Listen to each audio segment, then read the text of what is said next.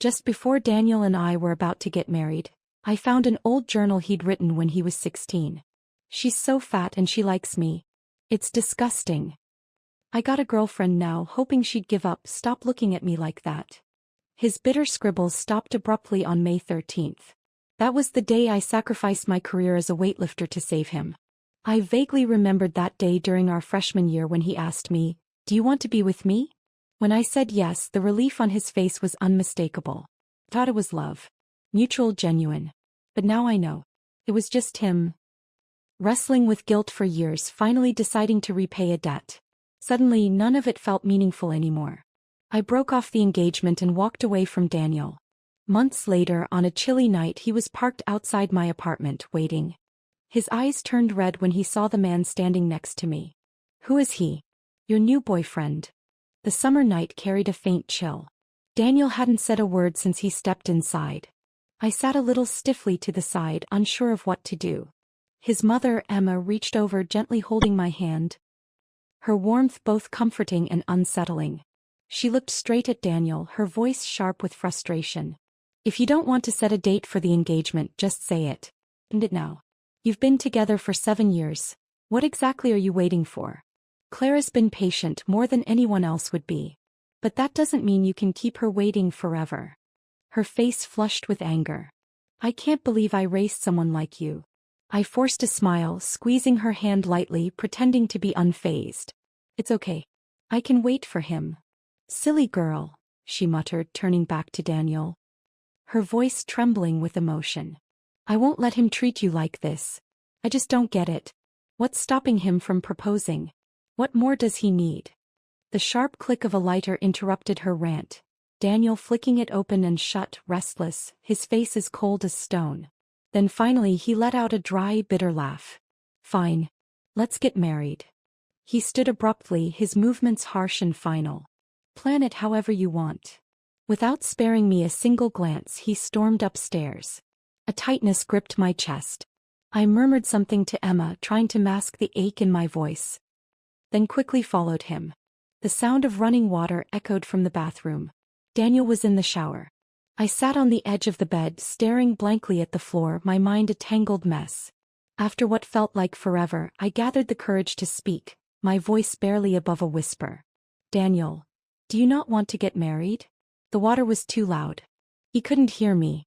A few minutes later, the water stopped. He opened the door, a towel lazily wrapped around his waist. "What did you say?"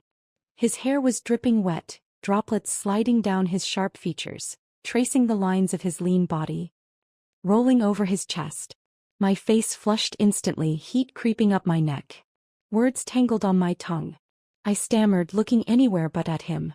When he started getting dressed, I squeezed my eyes shut, silently counting sheep to distract myself. Then his large hand gently ruffled my hair. "I'm done. You can open your eyes now." I slowly blinked, finding him fully dressed, crouching down to meet my gaze.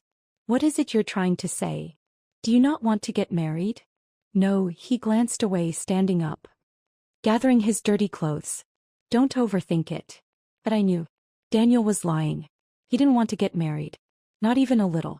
I wanted to tell him, "Maybe we should postpone the wedding. Or I'm not in a rush. We can wait until you're ready." But the words caught in my throat, leaving only a bitter sting. I couldn't stay in that room any longer. My chest felt too tight. I stood up quickly. "I'll just go to bed." He grabbed my hand, his brow furrowed in frustration. "You're sleeping in a different room?" His fingers tilted my chin, forcing me to meet his eyes. "Are you crying?" "No." His expression darkened, annoyance flashing across his face. "I already agreed to marry you. What more do you want from me?" His words hit like a slap, sharp, careless, and cruel.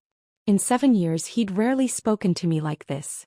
But tonight, maybe it was Emma's nagging, maybe his own bottled-up resentment, but for the first time, Daniel didn't bother hiding how he really felt. I froze, the sting of humiliation spreading through me like wildfire. He didn't wait for a response. Just turned, opened the door, and left. The faint scent of his soap lingered in the air. The only trace of the conversation we'd just had.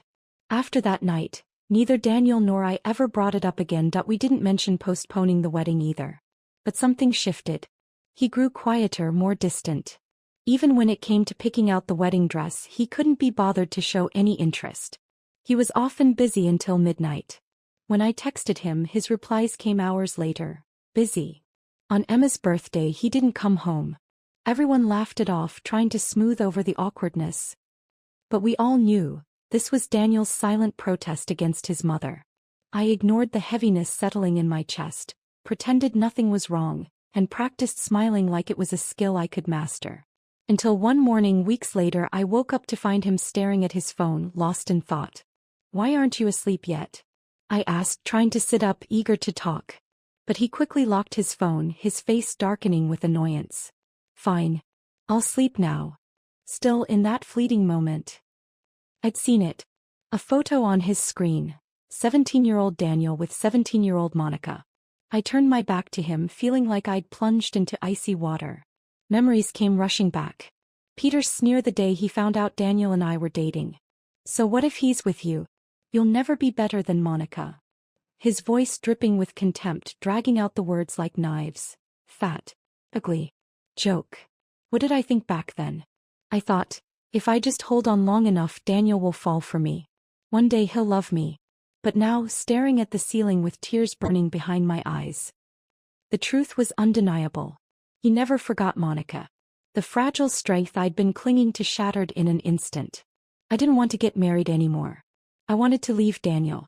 After making the decision, I agonized over when to say it. Ever since I moved in with Daniel after high school, his mother, Emma, had treated me with genuine warmth. I could tell she truly liked me, saw me as a daughter. Maybe that's why it was so hard. I didn't know how to tell them without breaking their hearts. We had an appointment to try on wedding dresses, but Daniel canceled at the last minute, claiming he had a work meeting. After college, he started working at an advertising agency handling campaign strategies. I'd never liked his job much. It demanded long hours, endless overtime, sometimes even calls at 2 in the morning.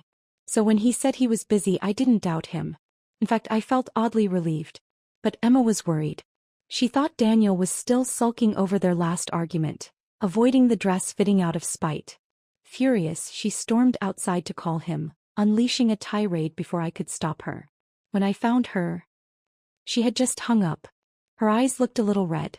She grabbed her bag, took my hand and tugged me toward the door. "It's okay, Clara. We'll go find him and he's going to explain himself.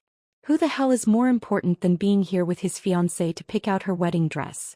He's lost his damn mind." That's when it clicked. Monica was back. No wonder he'd been so distracted lately. No wonder he'd said he was too busy to come today. It all made sense now. When you reach the depths of heartbreak, sometimes all you can do is laugh. Emma flinched at the sound of my bitter chuckle. She pulled me into a hug, her voice trembling. "Clara, don't worry. I'll handle this. I won't let him treat you like this." "Emma." I gently pushed her away, my voice soft but steady. "Thank you. But this is something I need to handle myself. Trust me, I'll take care of it." I went upstairs, stood motionless for a while, then reached into my bag for my phone. My hands trembled and everything spilled onto the floor. I crouched down, picked up the phone and without overthinking, leaned against the foot of the bed and called him. The phone rang a few times before he picked up. There was noise in the background, loud, chaotic. "What?" His voice was sharp, filled with irritation. "Where are you?" Silence. Then a soft, mocking laugh. "What, checking up on me now?" He moved somewhere quieter, his voice dropping into that familiar condescending tone. "Claire, do you really need to go this far? Was it not enough that you had my mom yell at me and now you're here to scold me too? I already said I'd marry you. Isn't that enough? Where are you?" I repeated, my nails digging into the flesh of my palm, clinging to composure with everything I had. "Fine. I'm at 54th Street. If you want to come, then come." He paused, then added almost as an afterthought, "Since you're coming, bring the file folder from my desk in the study." The line went dead. I stared at the ceiling for a long time, refusing to let the tears fall. I rarely entered Daniel's study because he didn't like me going in there. The room was decorated in stark black and white, just like him, cold, distant and meticulously neat. The folder he'd asked for was right on the desk.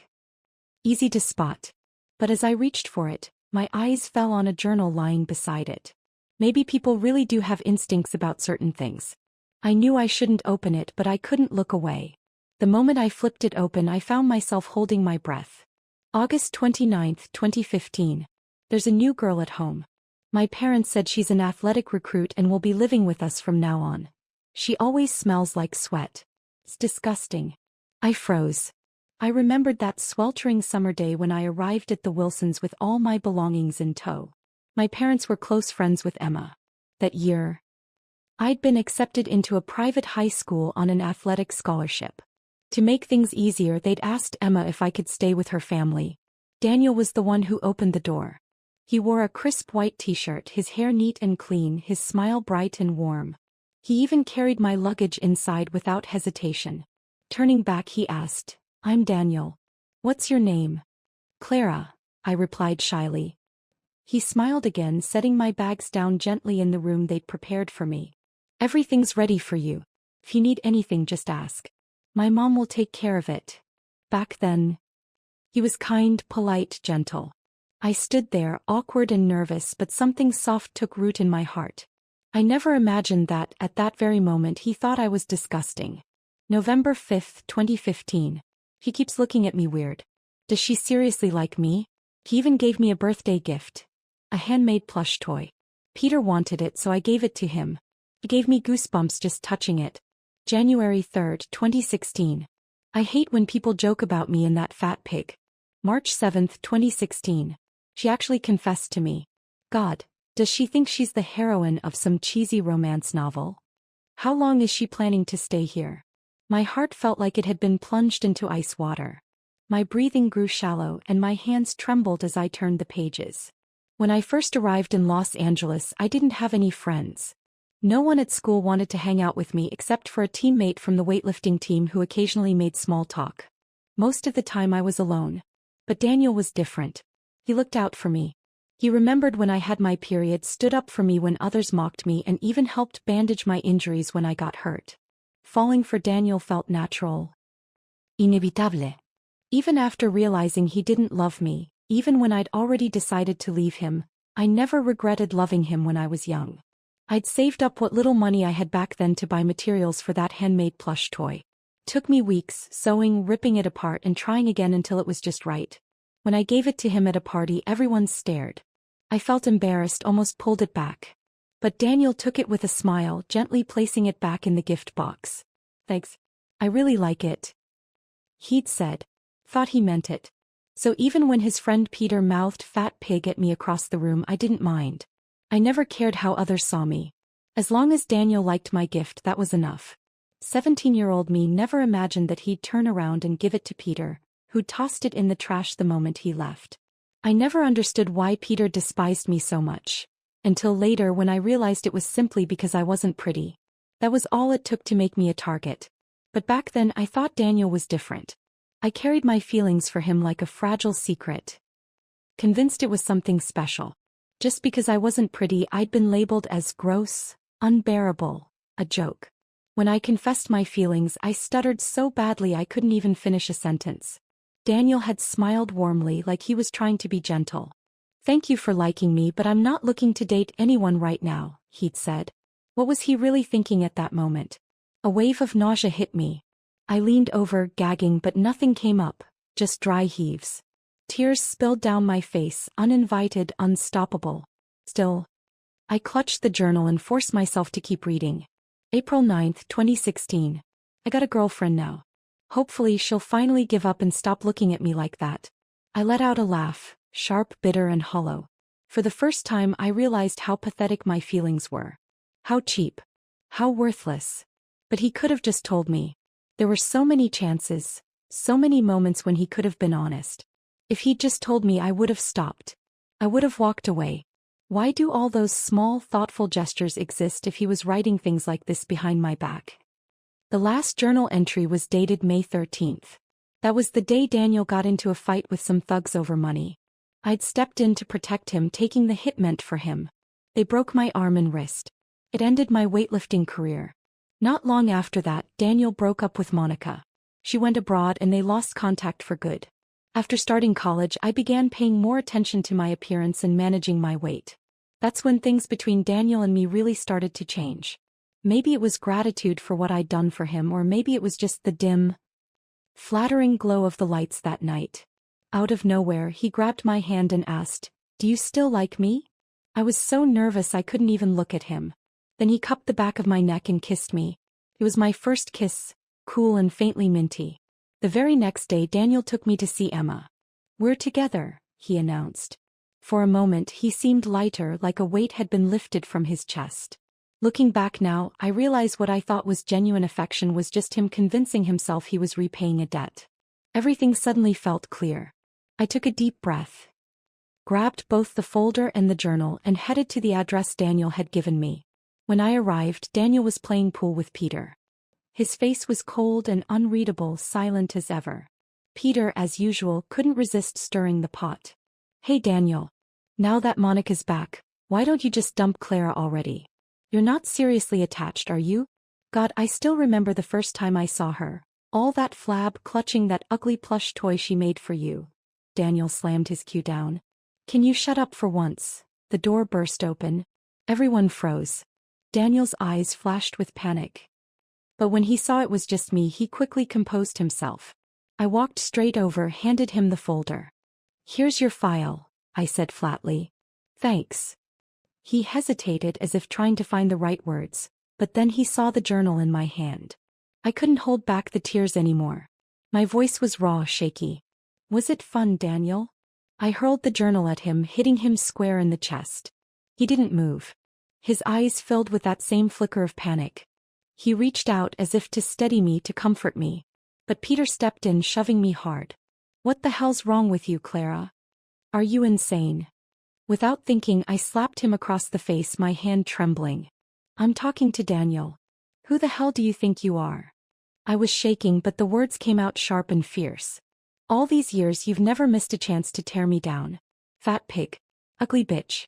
Aren't you tired of it yet? Because I am. So what if I was a weightlifter? I gained weight for my career. Is that supposed to be shameful? Who the hell are you to judge me? My own parents never commented on my weight, never criticized how I looked. What gives you the right? You're like a damn leech, clinging to me with your cheap insults. If I didn't know any better, I'd think you were obsessed with me. Maybe that's it. Maybe you do like me. That would explain why you've been biting at my heels like a rabid dog all these years." Peter was stunned, his mouth opening slightly, but no words came out. Daniel tried to pull me into his arms.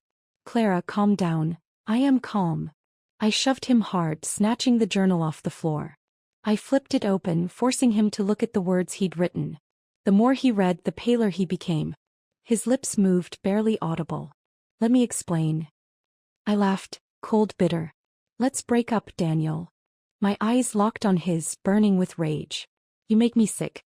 Just thinking about you makes me want to throw up." I spun around and walked out without looking back. Daniel tried to follow, but I stopped in my tracks, turning slightly. "What, are you chasing after me because you suddenly want to marry me?" He froze, rooted to the spot. I kept walking, each step pulling me farther away until I disappeared from his sight completely. After confronting Daniel, he spent the next few days avoiding me at home. Everyone felt the tension, but no one dared to ask. The first person I told was my mom. When she heard the news, she wasn't surprised. "Do you want to come home?" she asked gently. "I need some time to think," I replied. "I haven't told Emma about the breakup yet." No matter what happened between Daniel and me, Emma's kindness had always been genuine. I didn't want to hurt her. Besides, quitting my job wasn't something I could do overnight. Starting over always takes courage. After hanging up, I stared at my reflection in the mirror for a long time. Maybe it was because of my job, constantly surrounded by attractive, polished people, that I'd become meticulous about my appearance. Somewhere along the way, I'd turned into what people casually called a pretty girl. But as I gazed into the mirror, I saw a different version of myself, one from long ago. Gripping the barbell, knees bent, lowering into a squat. Day after day, the same routine.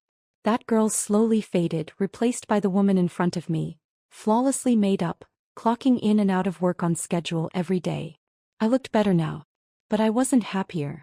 I missed wearing workout clothes, barefaced and carefree. living a life unburdened by appearances. Not this constantly tense, high-strung city version of me. Life's biggest decisions often come down to a single moment of clarity.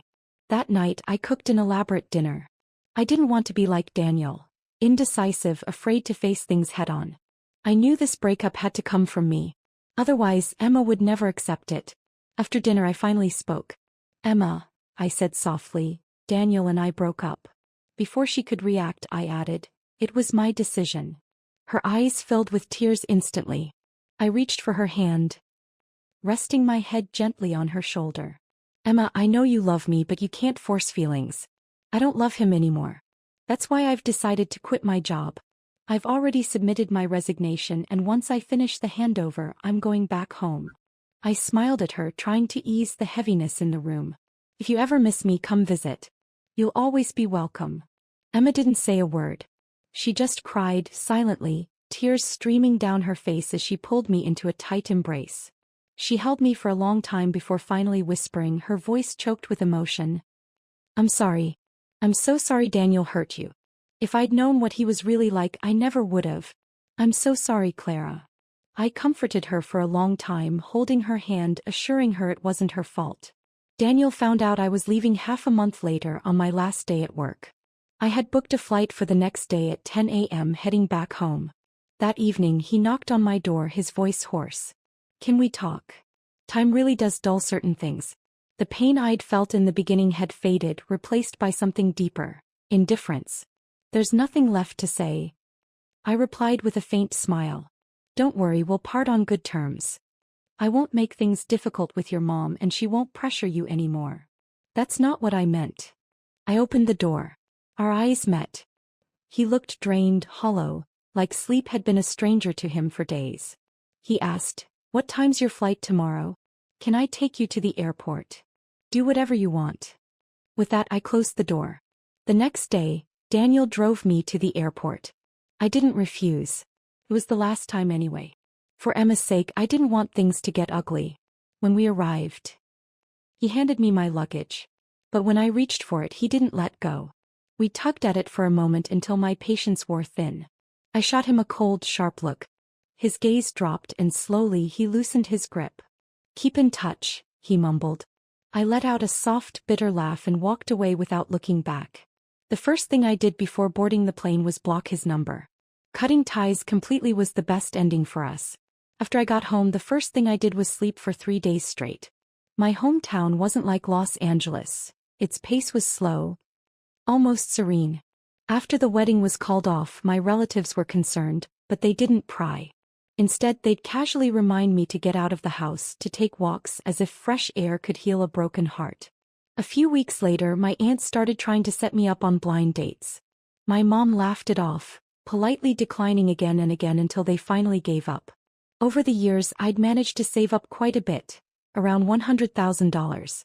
I put most of it into savings and invested a small portion. Just as I was wondering what to do next, my high school friend Becky reached out.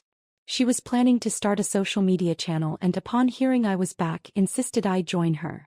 Her idea was simple: a street-style making friends with strangers show. We randomly interview strangers. If they're open to making new friends, they write down a few details about themselves, and we pass that along to the next person.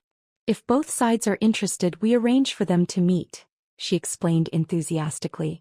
I'd been thinking about what to do for my next job, and her idea clicked with me instantly.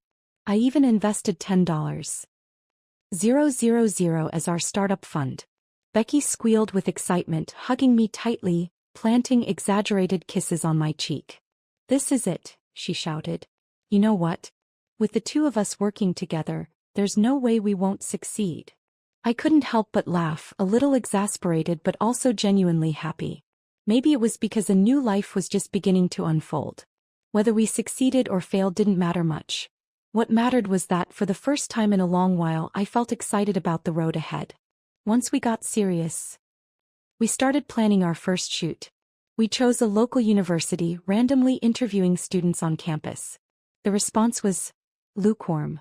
So we decided to switch things up and headed to an elementary school. This time, everything felt smoother. There's something about being around kids. Their innocence, their lack of filters.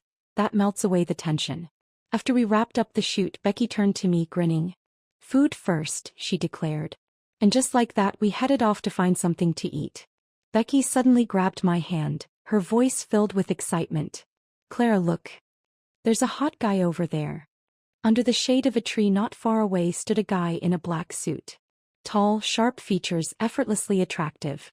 He seemed to have been watching us for a while. Then, as if gathering his courage, he jogged over, a faint blush coloring his cheeks. Are you guys working on some kind of social networking project?" he asked softly, holding out his phone toward me. His gaze met mine, a little nervous but steady. "Well, can I get to know you?" I was still processing how to respond when my phone buzzed with 2 new messages. A number I didn't recognize. I opened them to find a photo. Daniel holding hands with Monica. The caption read, "They're together now." I didn't even need to guess. It had to be Peter. That familiar wave of nausea rose up, but it passed quicker this time. I typed back, "Not my business." As soon as the message sent, I blocked Peter's number without hesitation. Becky noticed the shift in my expression, her voice dropping to a whisper. "Hey, are you okay?" "Nothing. Just an idiot." As soon as the words left my mouth, I looked up at the guy standing in front of me and quickly added, "Not you." He chuckled, unfazed. I figured. With an easy smile, he extended his phone again. "So, can I add your contact?" Then he added, almost as an afterthought, "Oh, right, I forgot to introduce myself. I'm Brian." After exchanging contacts with Brian, I returned home, only to catch the hesitant tone in my mom's voice that hinted at something she wasn't saying outright. Turns out, my meeting with Brian wasn't just a random coincidence. We'd actually gone to the same middle school. Curious, I rummaged through an old box until I found our graduation photo. It took me a while, scanning every face, before I spotted a skinny boy tucked away in the corner of the picture, barely recognizable as the man I'd met that day. I had no memory of him. My mom, of course, was more than happy to jump to romantic conclusions. "Maybe Brian's been in love with you all along," she mused. "After all these years, fate brings you together again, like sparks flying the moment you meet." I couldn't help but laugh. "Mom, how many romance novels have you been reading?" After Daniel, I'd had my fill of misplaced feelings. I wasn't about to romanticize anything again. Still, I found myself staring at my phone, debating whether or not to text Brian. Eventually I did. Turns out we were classmates in middle school. The message was marked as read almost immediately, but he didn't reply right away. After a few minutes he responded, "Yeah. I hope you don't mind." I smiled as I typed back, "Why would I mind?" His reply came quickly, "That's great. We should hang out more. I don't really have many friends around here." Over time, Brian started showing up unannounced when Becky and I were filming, casually offering to help with the camera. Eventually, he just became our official videographer. He had an easygoing charm, friendly, energetic kind. He could chat with anyone, even 80-year-old grandmas, like it was the most natural thing in the world. And my mom, he adored him. Once, after bumping into him by chance, she practically dragged him home for dinner. One day while we were reviewing footage, I glanced at him and said quietly, "You're not the same guy I met the first time." He blinked, clearly confused. When I explained that I meant how he'd gone from the polished guy in a suit to this carefree, bright-eyed version of himself, he scratched the back of his head and chuckled. Yeah. Sorry. I just thought first impressions were important." "And now they're not?" I teased. He leaned in slightly, his eyes sparkling. "Now the second impression matters more." I wasn't into the whole suited-up, corporate type anyway. And truth be told, I wasn't looking to fall in love. When I realized Brian had feelings for me, I decided not to dance around it. I told him directly. That night, instead of texting back, he drove straight to my apartment. He sent me a simple message, "Look outside." I peeked out the window to see him standing there holding a bunch of balloons. One by one he let them float into the sky, until only one remained. I reached out, catching the string from my window. Attached was a small note, "We don't have to date. Just let me be your friend, okay? I'll wait for you." There we were, each holding one end of the same string. The world felt incredibly quiet, the moon casting a soft, lonely glow over the man standing below. I could tell he was nervous, probably thinking every second I hesitated was another nail in the coffin. But I tied the balloon to my window, smiled, and sent him a message. "Hey there, my friend." And that's when Brian smiled. 2 months later, I received a message from Daniel. He'd switched to a new number to contact me. When I blocked him, he just changed it again. One time, I accidentally answered without checking the caller ID. There was silence on the other end. Frustrated, my patience worn thin, I snapped, "Daniel, can you stop bothering me?" His voice came through hoarse and low. "Clara, my mom misses you. When are you coming to see her?" The mention of Emma softened me just a little. She'd been calling me often, probably worried about how I was doing. When I didn't answer, she'd send messages instead, sharing bits of her day, photos of the meals she'd cooked, all dishes I loved. Every time I saw those messages, my chest tightened, tears threatening to spill. I remembered when I first moved into their home, how she'd do the same, always trying to make me feel welcome with her cooking. When I got sick, she'd stay up all night taking care of me. I couldn't be cold to her even if I hated Daniel. I couldn't bring myself to be that cruel. Sensing the shift in my tone, Daniel pressed on. "Do you have time soon? Or I can come pick you up right now if you want." I cut him off. "Aren't you back with Monica?" There was a pause on the other end, heavy and telling. I let out a cold laugh. "Is this how you treat all your girlfriends? Always chasing after what you don't have?" I took a deep breath, my voice steady and sharp. "Daniel, don't you realize how ridiculous you are?" After that call, he went quiet. I thought that was the end of it, finally. But I didn't expect to run into Peter. Brian and I had just stepped out of a cafe when a sleek black Maybach pulled up in front of us. The window rolled down. And the moment I saw that familiar face, my smile vanished. Peter sneered. Well, Clara. Got yourself a new boyfriend." He gave Brian a condescending once-over, then turned back to me, his smirk widening. "Hey man," he said to Brian. "You know what she used to look like?" Before he could finish, Brian's fist connected with his face. I gasped, stunned. Peter stumbled back, furious, and swung right back at him. Peter clutched the side of his face, his jaw clenched as he spat blood onto the pavement. Without thinking, I marched up to him, grabbed a fistful of his collar, and yanked him closer. My eyes locked onto his, filled with a rage I could barely contain. "Peter," I hissed, "what the hell is wrong with you?" His lips curled into that same smug, infuriating grin. "Oh, I'm messed up all right. What are you gonna do about it?" he sneered, eyes glinting with mockery. He reached out as if trying to touch my hand. I jerked back instantly, releasing my grip on his shirt.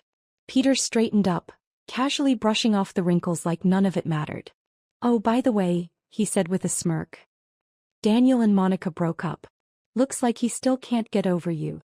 He leaned in slightly, lowering his voice with fake sincerity. I thought a text might not do it justice, so I figured I'd deliver the news in person. Then he straightened up again, rubbing his jaw with exaggerated drama.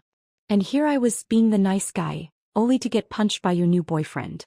Talk about misunderstanding good intentions." I stared at him, expression blank, not giving him the satisfaction of a reaction.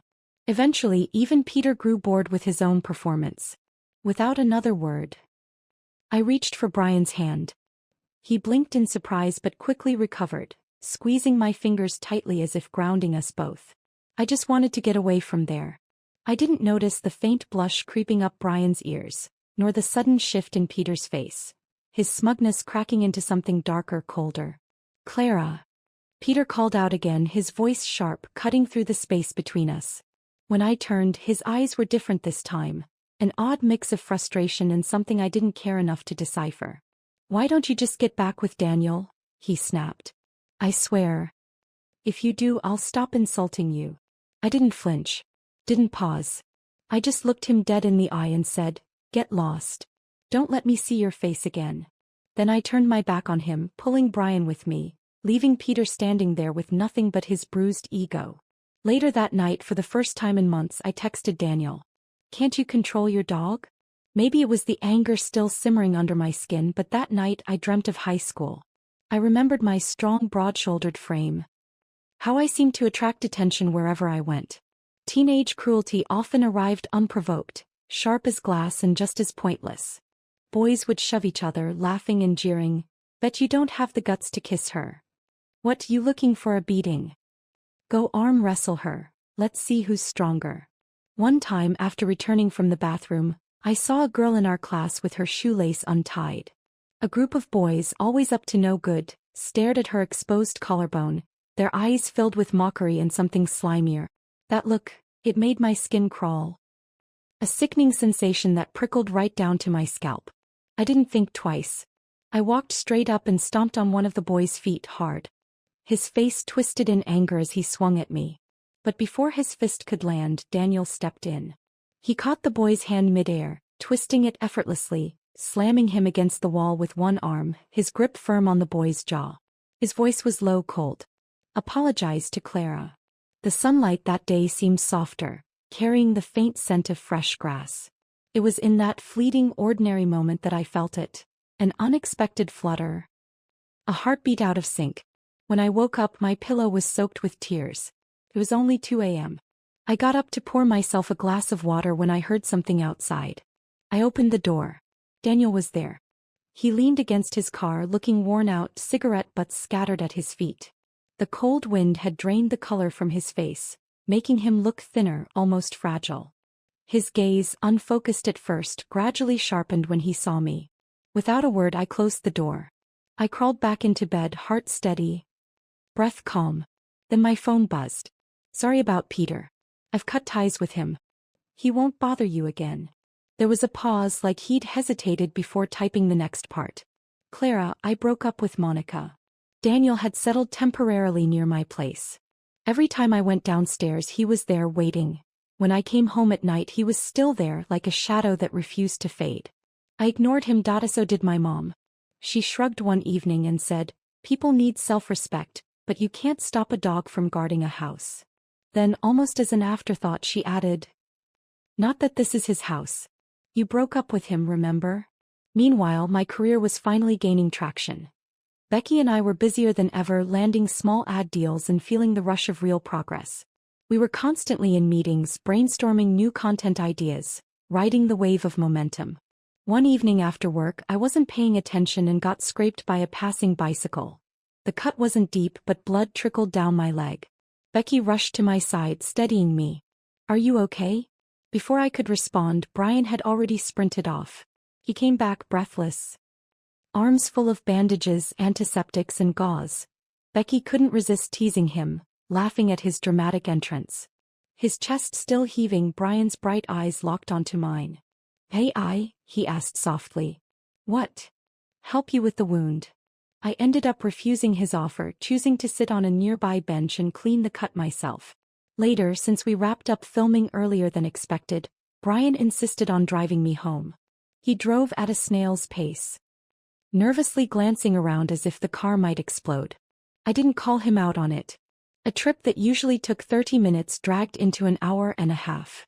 When we finally arrived, he rushed out to open my door, his hand naturally reaching out to steady me as I stepped out. Thanks, I said with a smile. But as I turned toward my building, my steps faltered. Daniel was there, leaning against the wall, his eyes locked on me with a hollow, restless gaze. His face was pale, lips parting slightly as if to speak. But no words came. Then he started walking toward me. Brian noticed the shift in my expression, lowering his voice to ask, Clara, is that someone you don't like? Yes. Without sparing Daniel another glance, I grabbed Brian's hand and walked right past him. But Daniel reached out, his fingers catching the hem of my jacket. I stopped, my gaze calm and indifferent as it fell on him. It was like a jolt. He snapped back to reality, quickly letting go. His eyes drifted to my bandaged leg. Are you okay? He asked quietly. Silence was my only response. The door closed in his face once again, just like all the other times. No words. No answers. Just an ending that had already happened long ago. After closing the door, I heard sounds coming from the kitchen. When my mom saw Brian, her eyes lit up with delight. It's so nice to see you again, Brian. Stay for dinner, won't you? She said warmly. Brian hesitated, glancing at me for reassurance. I nodded. My mom's been looking forward to seeing you again. His smile bloomed, soft and genuine, dimples faintly appearing at the corners of his mouth. As we moved inside, I asked, Aren't you curious about who that was just now? I've got a pretty good guess, he replied while slipping off his shoes. But it doesn't matter. Then he leaned in slightly, lowering his voice, his breath warm against my ear. You said he's someone you hate. That means he's not important anymore. I met his gentle gaze, feeling my face flush slightly, though I didn't respond. After dinner, it was already past 10. My mom and I walked him to the door. But the moment we opened it, her cheerful expression vanished. Daniel was standing there again, like a shadow that refused to fade. My mom's tone grew sharp. What are you doing here, Daniel? He offered a strained, awkward smile, raising his hand in a weak greeting. Brian's gaze shifted to Daniel, lingering for a second before he let out a small, unreadable chuckle. See you tomorrow, Brian said to me, his voice light. I nodded, wishing him good night. But then, without warning, he reached for my hand. Before I could react, he pulled me into a soft, tentative hug, light as a feather, like he was afraid I'd break. His lips brushed close to my ear. Sorry, Clara, he whispered gently. This is just a friendly hug. If that's okay? I murmured. But you already did it without asking. Before he could respond, Daniel yanked him away with force, grabbing his collar, his fist raised like a wild animal on the brink of losing control. Daniel, I said, my voice sharp. His body froze mid-motion, his hand trembling slightly. His eyes were red, filled with something I couldn't decipher. This was the same man who had once let me go without hesitation, and now here he was, falling apart over what? Regret? Brian brushed off Daniel's grip with a bitter laugh, straightening his collar. Should we call the cops? He asked. Glancing at me. Daniel's voice broke through, desperate and unsteady. Clara, who is he? Your new boyfriend. I looked at him coldly, my voice void of any warmth. Daniel, we've broken up. I know, he muttered, lost and flustered. His tears fell freely now, staining his face. His words stumbled out, messy and raw. But I regret it. I regret everything. Clara, but I don't. I cut him off without hesitation. I don't regret leaving you. I don't regret walking away from Los Angeles. And I will never ever look back. I took a deep breath. My voice steady and final. Whether I have a boyfriend or who I marry someday has nothing to do with you. Because the person I'll spend the rest of my life with will never be you. That was the moment the light in his eyes, the fragile, flickering hope, died completely. That night, Daniel didn't wait outside anymore. Months passed. Then one evening much later I received a message from him. It had been 2 months since the last time we saw each other. Clara, can we meet one last time? Just to say goodbye. This time I replied. Okay. Outside, snow had started to fall, blanketing the world in quiet white. Without realizing it, another year was drawing to a close. An end. And a beginning. I met Daniel at a small cafe nearby. The snow had piled thick on the ground, untouched and pristine. The sidewalks hadn't been fully cleared, leaving patches of ice glinting under the winter sun. As I walked, I nudged a chunk of snow with my foot. It crumbled easily, scattering into powder, and for a brief moment I laughed, genuinely enjoying the simple, fleeting joy that winter always brought me. But the laughter faded just as quickly when I saw Daniel standing not far away, his gaze fixed on me. For a second it felt like I'd been pulled back to high school. Snow falling softly, cold air biting my cheeks. Back then I loved making snowballs and kicking them as hard as I could, watching them burst apart. I could almost hear his voice from the past, shouting from an open window, "Lunch is ready. Coming." I'd laughed, turning back toward the house, my heart light and unburdened. But today wasn't that day. As I approached, Daniel exhaled softly, his breath visible in the cold air. "I almost thought we were back to the way things used to be," he murmured, his voice tinged with a bittersweet edge. Then his lips curved into a hollow smile. "But this time it's to say goodbye."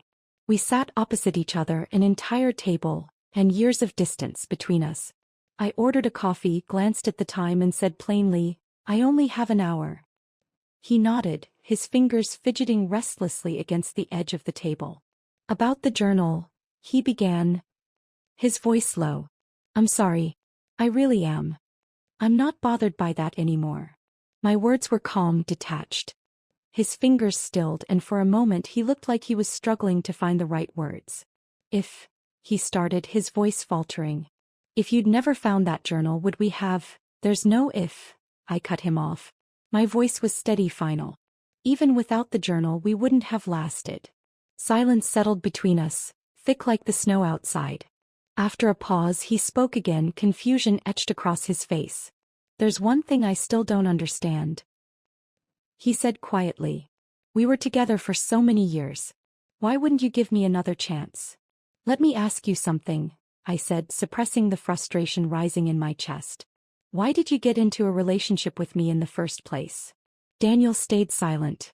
"To repay a debt," I answered for him, summing up the absurdity of it all. "And what gave you the right?" I forced a smile, sharp and cold. "What made you think your affection was some kind of gift to me? Was it just because I liked you?" But the truth is, not long after I confessed, I had already moved on. Saving you that day wasn't some grand sacrifice. I did it because we knew each other. If it had been anyone else, I'd have done the same. I stirred my coffee, the clinking sound soft but grounding. A laugh escaped me, bitter and hollow. "If you hadn't given me false hope afterward, I would have adjusted quickly and started fresh. I was good to you because I thought you deserved it. That's all." I set the spoon down, glancing at him. "Daniel, love can be beautiful. But it's not powerful enough to ruin a person's life. Even without you, I would have lived just fine. What I care about is that you had so many chances to tell me you didn't love me, but instead you chose the worst way. You tied us together with a lie. You wasted 7 years of your life. And you wasted 7 years of mine." Daniel shot up from his seat, eyes wild with panic, mouth opening like he wanted to explain but unable to find the words. His eyes glistened as he squeezed them shut. "It's not like that. You didn't realize your own feelings," I asked, my tone flat. He nodded slowly. I laughed again, this time louder. "My mom used to tell me, don't waste time on people you don't like. Focus on those who matter. That's why I never fought with you about Peter. 1, because I didn't care about his opinions, and 2, because I didn't want to make you unhappy. That's love. Love is obvious. It's clear. I loved you, so I wanted to treat you well. But your love? I couldn't feel it." Daniel had no response. "If I hadn't found that journal and we'd gotten married, you would have grown resentful. You'd feel trapped, like you were forced into it by some moral obligation. We would have been miserable. And you still don't get that, do you?" Even after all this time, the emotions were still there, faint echoes that refused to fade completely. "Our breakup wasn't because of the journal, Peter. It was because of your arrogance, disguised as kindness. You thought you were being noble, but all you did was belittle me." I stood, grabbing my bag. Daniel scrambled up too, his face tense with regret. "But I'm not blameless either," I added softly. "My mistake was not walking away sooner. I should have realized it was over when you let your friends treat me like I was nothing. And you did nothing about it." I took a deep breath.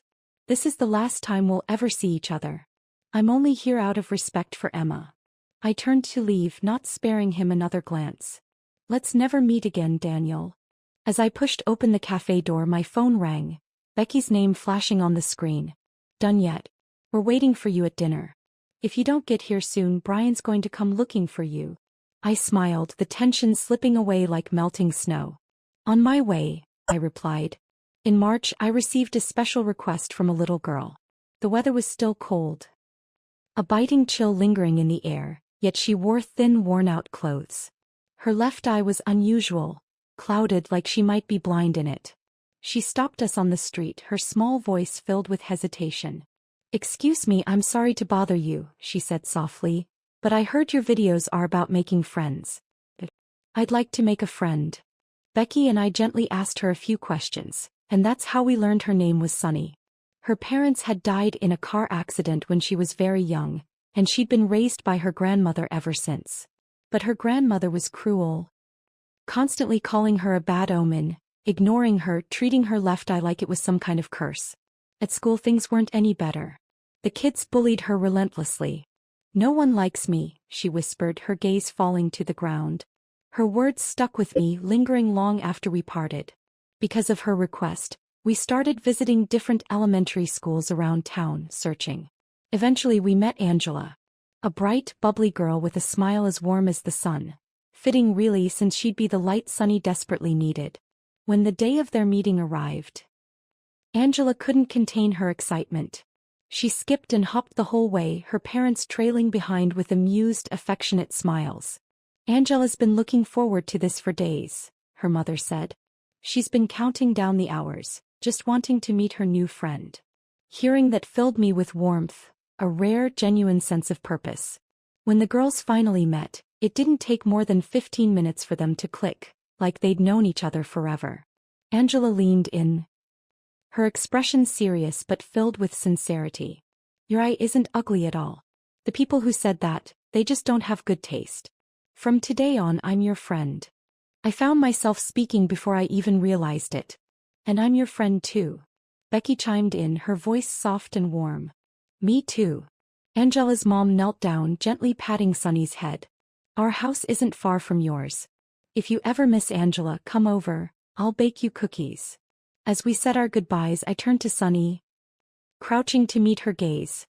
Don't pay too much attention to what people who don't like you say. They're not important. What matters is that you know who you are. I thought of a line I'd read in a book by Sophie Tanner. I choose to be my own closest lover, my most loyal comrade. Self-respect, self-love, self-confidence. May it last a lifetime, unwavering to the end. Sunny didn't fully understand, I could tell. But that was okay. I pulled her into a gentle hug, her small frame fitting perfectly in my arms. Sweetheart, you are a wonderful, wonderful person.